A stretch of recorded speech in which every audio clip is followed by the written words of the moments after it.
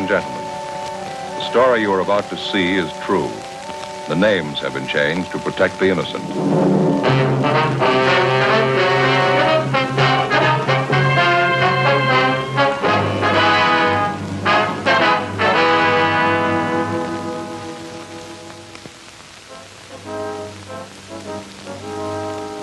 It was Tuesday, December 14th. We were working the day watch out of Bunko Division. My partner's Frank Smith. The boss is Captain Steve.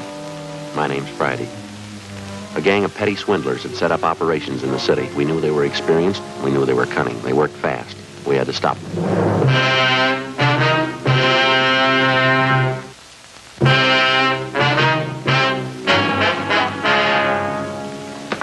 Joe? Yeah. It's Miss Bergstrom. You spoke to her on the phone last night? Oh, yeah, sure. It's my partner, Sergeant Friday, miss. How do you do? Glad to know you. These are the things you told me about, are they? Yes, here they are. Sure make them look nice, don't they? Yeah. Let me take the back off the watch for you. You can see for yourself, Sergeant. It's just junk. Nothing inside. Doesn't look like it's worth 15 cents. He charged me $48 for that watch. He said it was wholesale. He wasn't making any profit on it.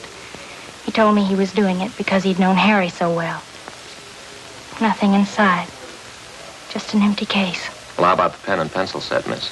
Just as bad. The pen's just a shell. Won't even write. Same with the pencil. I paid him $30 for them. Mm-hmm. This engraving on the pen with love from Harry? That's Harry, the boy I was engaged to.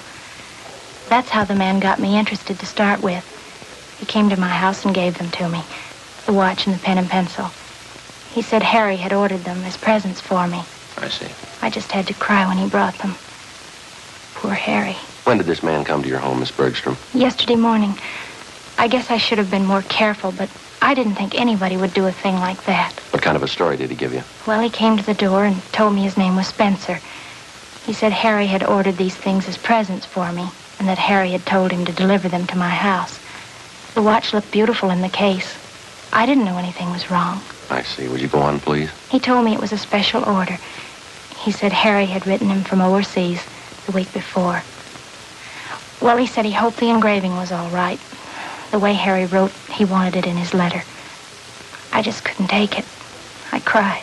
This man, he pretended to be a close friend of Harry's, huh? Yes, that's why I showed him the letter. The one Harry's folks got from the government about him being killed overseas. When did you receive that letter, Miss Bergstrom? 2 days before, on Saturday. Harry's name was in the obituaries on Monday. Mm-hmm. What'd the man do when you showed him the letter? He sympathized with me, or he pretended to. I didn't think there was any trick. I didn't know anybody was that low. The pen and pencil set looked a little cheap, but I wanted to keep them no matter how cheap they were. Harry's last present to me. That's what I thought. How'd he bring up the idea of money, miss? Well, when he was ready to leave, he told me that Harry had ordered the things on credit. He said he didn't want to mention it, but he wondered how he could get payment for the watch and the pen and pencil. He didn't show you a bill, did he? An invoice listing the price of the watch or the engraving that was done? No, and I didn't want him bothering Harry's mother and father at a time like this. So I borrowed some money from my dad and paid him. $48 for the watch, $30 for the pen and pencil set. Could you describe the man for us, Miss Bergstrom? What he looked like, clothes he was wearing? It's right here on this slip of paper. It's all written out for you. Thank you. It's a terrible thing, coming right at the time of Harry's death. Well, you're not alone, if that's any consolation. An Army widow out in Hollywood was cheated on the same kind of deal last Friday. It's so cruel. Using a dead person's name to cheat you. Yes, ma'am. How could anyone get lower than that? They keep trying.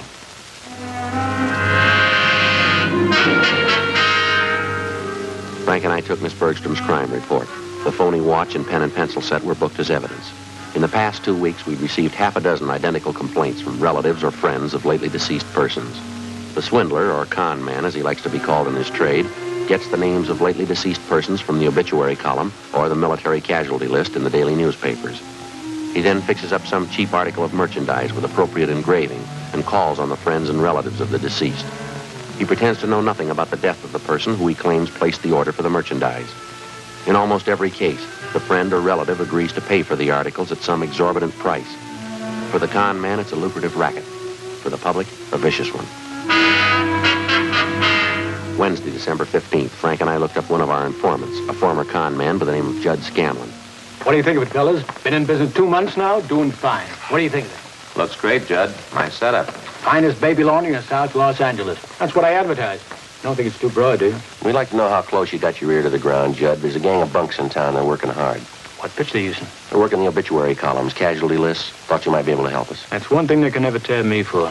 Obituary racket. Lousiest racket there is. Can you do anything for us? Heard one little rumble about it. 4 or 5 boys in the con mob, that right? We know that, Judd. Where can we look for him? Well, as I say, when I quit the game, I quit. Oh, maybe I could take a few soundings for you.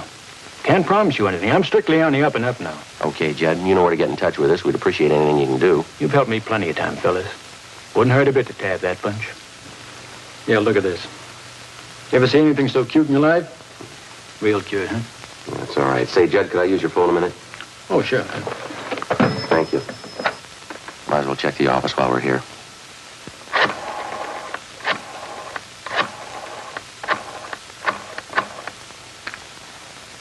"2572, please." Yes, that's right. Bunko Division. Thank you. Hi, Devetta. This is Joe Friday. Yeah, anything doing? Uh-huh. Yeah, is that right? Yeah. And what's the name? Uh-huh. I see. Yeah, you bet, John. Right. Yeah, we'll check it. Right. Thanks a lot. Bye. Anything? Yeah, we might have a lead on him. What is it? Reached a woman up in Highland Park, a Mrs. Westerly. Daughter was killed in an auto accident. Last night they came around and sold the woman a watch her daughter was supposed to have ordered. A necklace and a pen and pencil set, too. $250, usual junk. Uh-huh. They talked to this Mrs. Westerly? Yeah, I got a description. Everything matches all along the line. Yeah, well, what's the lead? Well, this Mrs. Westerly watched the man when he left her house. Yeah. He got in a taxi cab.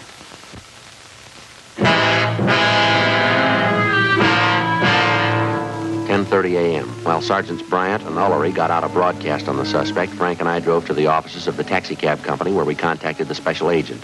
He helped us check the way bills for the preceding night. On the way bill for cab 213, we found the trip listed.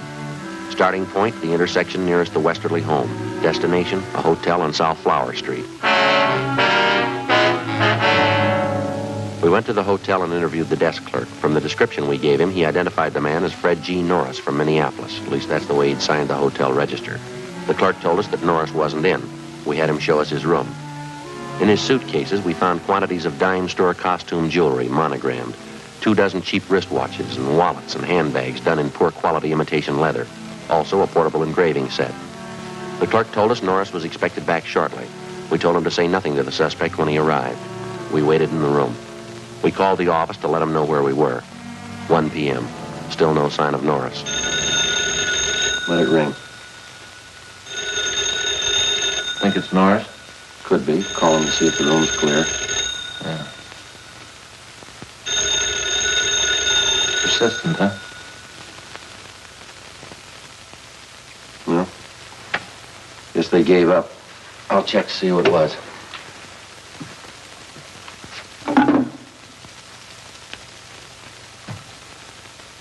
Yeah. That call was for us, was it? No, this is 214. You just let us in a little while ago, remember? Yeah, that's right. This is Sergeant Friday. You remember you had the pass key? That's right, yeah. Well, who was that call? Yeah, fine. No, you did exactly right. Yeah, that's right. Well, I'll tell you why we didn't answer it on our way out, huh? All right, fine. Yeah, bye. Norris? No, it was the office. Yeah. They just picked up Norris.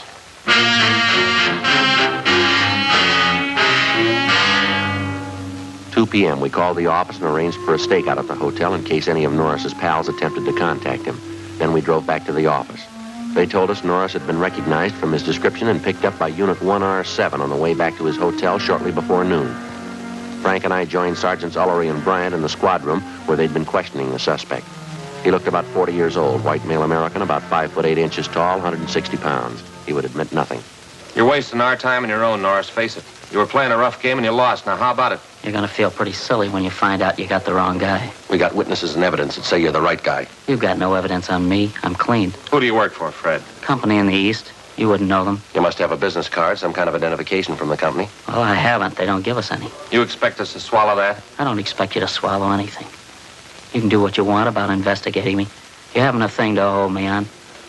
Why not just stick me up and let's get it over with? Now, let's stop kidding, Fred. You've been in the con game so long you can't talk straight even when you want to. I got 2 suitcases of goods in my hotel room. If you think you can make me on that, you can go ahead. We got more than that, Norris. We got the people you swindled. They'll tab you. How about it? You want to do it the hard way? Joe? There's no use wasting any more time with them. You got that list of victims? Yeah. The ones with the check marks are the ones that tabbed Norris. Thanks.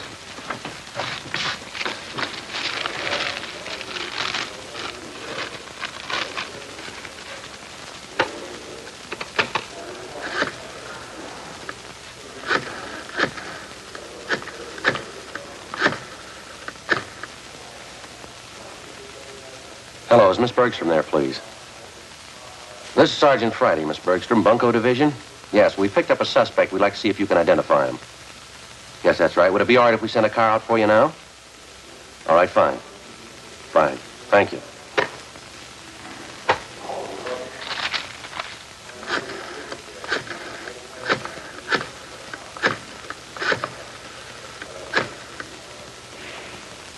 Mrs. Westerly? Ms. Westerly, this is Sergeant Friday, Bunko Division. Yes, ma'am, that's right. Yes. We've got a suspect down here. We'd like to see if you can identify him. Could you come down if we sent a car out for you? Fine. Thank you very much, ma'am. Yes, ma'am. Goodbye.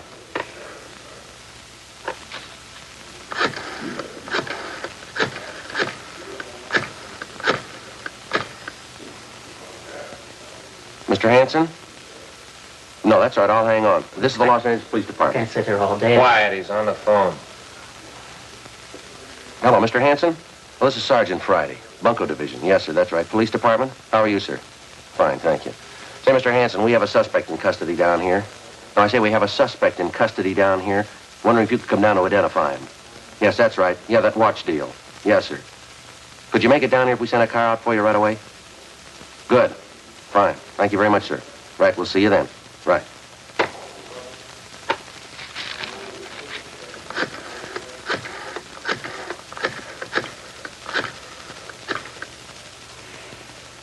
Hello. Hello, is Miss Cronin there, please? This is Sergeant Friday calling, Miss Cronin. Bunko Division? That's right, Los Angeles Police Department. Sorry to disturb you, but we have a suspect in custody down here. Yeah. Hey, Sergeant. Yes, ma'am, that's right. Sergeant?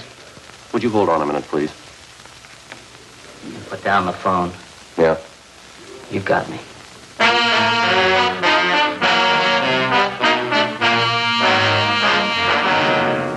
$2:58 p.m. We informed the victims that the special show-up had been canceled. Then we called in the stenographer and had her take Fred Norris's statement. In addition to listing the crimes he committed, he also told us there were 6 men in the Bunko gang besides himself. He gave us the names and descriptions of each one of them. He stated that they'd been operating in Los Angeles for the past 4 months. Norris said none of them had ever met the leader of the Bunko gang. The only contact they had with the leader was through one of the older gang members, a man by the name of Wesley Fisher. Before Norris was taken to the main jail for booking, he gave us the address of the apartment where he had been living with the other gang members. Norris's information on the suspects was checked through R&I. We got one make, Wesley Fisher. He had one prior arrest 2 years before on a grand theft charge, but had been released for lack of evidence. 3:15 p.m. Together with Sergeants Ullery and Bryant and 2 men from Metro Squad, we drove out to the address given us by Fred Norris. It was a large apartment development in the Hollywood area. Oh, Bryant and Ullery ought to be around back by now. Yeah, they've had plenty of time.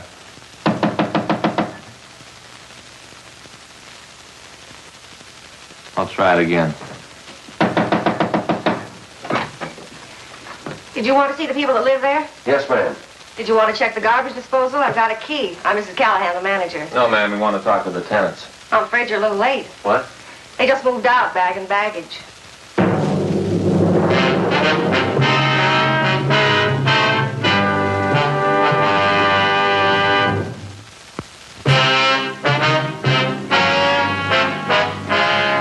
Wednesday, December 15th, 4 p.m. We made a thorough check of the apartment house, which the 6 suspects had just vacated. We found nothing that would help us. We talked to the manager of the building where the suspects had been living. She told us that they had rented the place furnished about 3 months before. She identified Wesley Fisher's mugshot, but she told us that he had used the name of Charles Wilder. She also identified each of the other gang members from the descriptions Fred Norris had given us. She told us that while they were living there, the men seemed to keep odd hours and that they had a car. She told us that she had taken the license number of the car the day the men moved in. The license number was checked with DMV. It was registered in the name of Wesley Fisher, 1008 California Street, a transient hotel. The manager told us Fisher had moved about 9 months before. There was no forwarding address. We got out an all-points bulletin on Wesley Fisher and his automobile, requesting that all occupants of the car be held for investigation of grand theft. Thursday, December 16th, 8 a.m. Frank and I checked into the office. Well, from what Norris said, we know they brought most of the junk they're selling with them from the Middle West. Yeah, it looks like they were using that hotel room Norris had for a warehouse. I guess they didn't want to keep the stuff in the place where they were living. You figure there's any way we can set up stakeouts? No, not unless we cover every name in the obituary column. The way it's going, we might have to try it. We've got to come up with something. Look at these. 2 more this morning, straight out of the obituary column. Yeah, it took one family for $90. The other one here for $60. That last run through the stats office help any? Got a couple of possibles for us. They pulled some more mugs for us. Gonna show them to the victims this morning. What do you think about Norris? You think he's come up with everything? I don't know, Joe. Bryant and Ullery talked to him yesterday at the main jail. He didn't have anything new. I talked to the sheriff's bunco detail. They got one new case. Same M.O. Description comes close to one of the guys. The victim was the father of a Navy flyer lost overseas. They sold him a watch chain his son was supposed to have bought him for a present. Solid brass. I got anything new on it? Well, they haven't been able to come up with anything either. I got it. Bunco Division, Friday. Yeah. Oh, yeah, Judd. Uh-huh. Yeah, we can be there. Yeah, you bet. Be right there. Judd Scanlon? Yeah. He wants to know if the name Wesley Fisher means anything to us. Well, I don't know what it's worth, but my brother Max called me up this morning. You remember Max, don't you? No, I don't think so. Well, he's a night bartender at the Parrot, you know, and last night he spotted a couple of guys at the bar. They had a couple of day-old newspapers. Uh-huh. They were sitting there with the papers turned to the obituary column. They were checking off names and writing down addresses. Max is sharp that way. He spotted them right off. Does Max know these two men he spotted? No, not by name. But he knew that one of them lived in the hotel next door to the bar. When the hotel night clerk came in for a beer, Max asked him about it. He tagged one of the guys as Wesley Fisher. Did he have anything on the other man? No, the clerk told Max he doesn't live at the hotel. But he spends a lot of time there with Fisher. Uh-huh. Could you give us your brother's home address, Judd? We don't want to contact him at that bar. Sure thing. He just moved. Oh, I see. I don't know. Hope I didn't get you guys out here for nothing. Appreciate it, Judd. It looks good. Seems to fit. That hotel down there. It's a hangout for con men. The angles are all there. Let's hope Fisher is.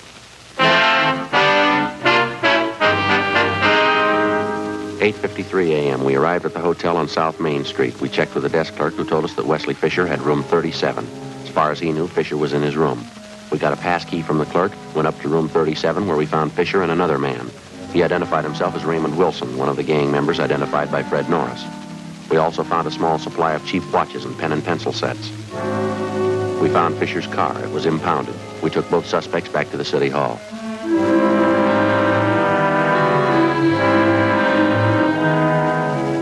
We questioned them separately in the squad room. Wilson was first, but he refused to answer our questions. He was taken outside, and Wesley Fisher was brought in. Sit down, Fisher. Thank you. Well, I guess you know why you're here. I haven't the least idea. All right, then we'll tell you. Do you know a Fred Norris? Fred Norris. Name sounds a little familiar. Can't quite place it. He places you pretty well. He says he worked with you and Wilson up until a couple of days ago. That's so? That's right. He says he lived with you in that apartment out in Hollywood. That's so. Norris, Hollywood. When was that? 2 days ago, Fisher. Your landlady identified your mug. She even had the license number of your car. Well, what's it prove, gentlemen? It proves you're lying. You and Wilson worked together. You did work with Norris. You're part of one of the filthiest rackets going. Gentlemen, you're making a bad mistake. No, there's no mistake, Fisher. Your picture's been identified by at least a half a dozen victims. Now, you can go on playing coy all you want, but we can prove that the pen and pencil sets you sold some of the victims are identical with the ones we found in your car and the ones we got in your room. I haven't any idea what you're talking about. Believe me, that's the truth. You wouldn't know the truth if it followed you, mister. Now, you look. Maybe you're great at conning old men and young girls, but don't try to pass any of it here. Now, just a minute, please. No, you listen, you two-bit thief. I couldn't begin to tell you off for the rotten things you've been pulling off in this town for the past 3 months. That young girl who lost her boyfriend overseas, that widow out in Hollywood, the old man in Highland Park whose wife passed away. You must have felt real sharp cheating them out of a few bucks. Maybe you don't remember, but we do and they do, and you're going to pay for them, mister. You're going to pay good. Are you all through? I'm through, Fisher. You're just beginning. I have nothing further to say, gentlemen. You can talk to my lawyer. Yeah, we'll give him your new address. Yes? Main jail.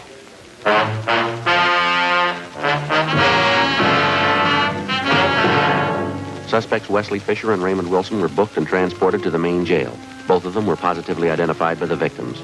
Warrants were obtained for the three suspects, Norris, Fisher, and Wilson. They were arraigned and held to answer at the preliminary hearing on several counts of grand theft.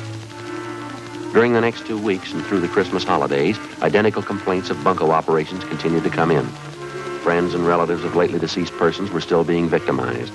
The gang's operations continued as usual. There was only one change. The crime report showed that a woman was now operating in the obituary racket, along with the male suspects. Christmas came and went. On New Year's Eve, Frank and I were assigned to standby duty. A few minutes before 8 p.m., we got a call from the main jail that Wesley Fisher wanted to see us. We went to the second floor of the main jail, the interview room. All right, what's on your mind, Fisher? A lot. I'm getting a dirty deal. I'm going to do something about it. Well, what's the trouble? I was supposed to be bailed out. She promised me. I was supposed to have a lawyer. I had the public defender. Who's she? I'm not going to take all the heat. They're in just as deep as I am. If they can't do right by me, I'll square it up myself. I'll tell you everything I know. Go ahead. What is it? Her name's Betty McGraw. She's the one you've been looking for. She planned it out. The whole idea was hers. She got everybody together. It was her show. Where'll we find her? 213 Foster, apartment 8. Wesley Fisher gave us a complete statement of all of his crimes and also implicated the other members. He told us Betty McGraw was his girlfriend. She'd come up with the idea for the obituary racket. She gathered the men together for the job, and it had been planned that she was to stay in the background. In case of trouble, she would furnish aid to the gang members in the form of bail bond money and lawyers. She received a percentage of the take from each of the gang members. We checked her through R&I and found that she had a record. We checked out the address on the package and found that she'd gone to a New Year's Eve celebration at a downtown hotel. It was 11:57 when we got to the hotel. We identified ourselves to the special officer and showed him the mugshot of Betty McGraw. He thought he'd seen her at the bar. We started looking.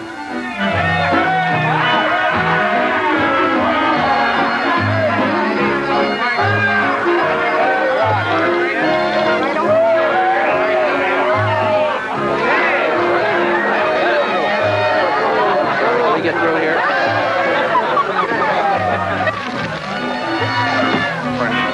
We're looking for a Betty McGraw.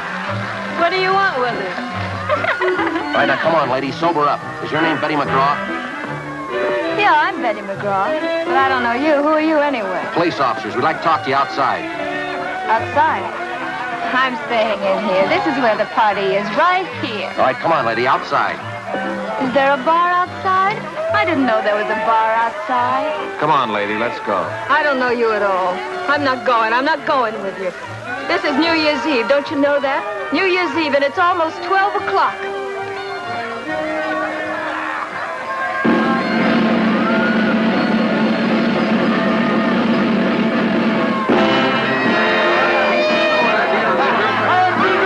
Happy New Year!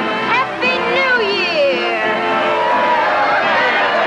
No use trying to get through all this. Yeah, we'll have to wait.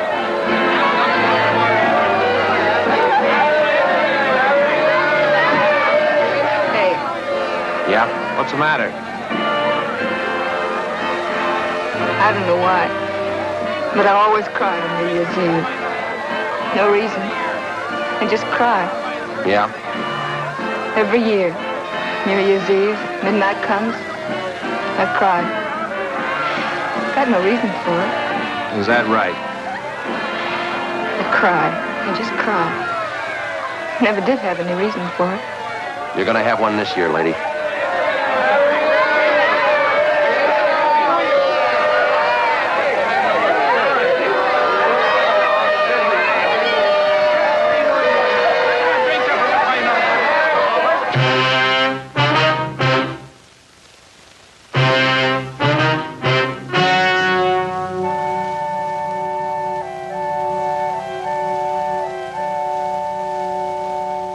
On March 28th, trial was held in Department 93, Superior Court of the State of California, in and for the County of Los Angeles.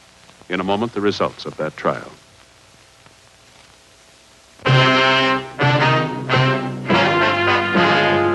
The suspect was tried and convicted on 14 counts of grand theft. The remaining members of the bunco gang were apprehended, tried, and convicted on the same charges and received like sentences. Grand theft is punishable by imprisonment in the state penitentiary for not less than 1 nor more than 10 years.